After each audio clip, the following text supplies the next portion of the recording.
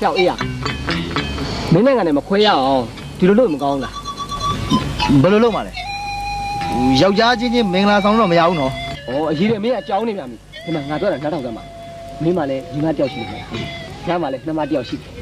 အဲ့တော့ဟိုမင်းနှမကိုငါယူမယ်ငါနှမကိုမင်းကယူဟဲ့ဒါဆိုတို့နှစ်ယောက်တောင်းတော့မခွဲရတော့ဘူးလေဘာနဲ့မင်းကြံစိုးတော့မစိုးဘူးကွာဒါပေမဲ့မင်းနှမငါ့ကိုယူရမှာငါနှမကတော့တိတ်ပြောစရာမလိုဘူးကိုတခါမျိုးလိုက်လာပြီးမင်းကိုတွေ့သွားခဲ့တာမပြောချင်ပါဘူးကွာ စိတ်မပူစားမနဲ့ကွာငါနှမလည်းမင်းကိုယူမှာပါကွာမင်းလိုကြာရအာခေါင်မောင်းတန်ရှောက်ချဖီတာပြီးတီခန့်ယူမှာပါကွာ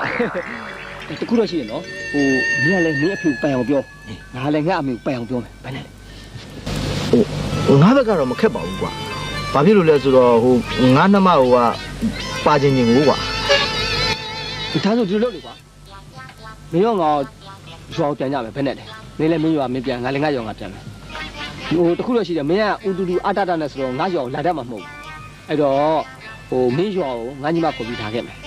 ဟိုရောက်တော့မင်းညီမကိုငါခေါ်ပြီးတော့ငါပြန်မယ်ရွာငါညီမတော့ထားခဲ့မယ်လေ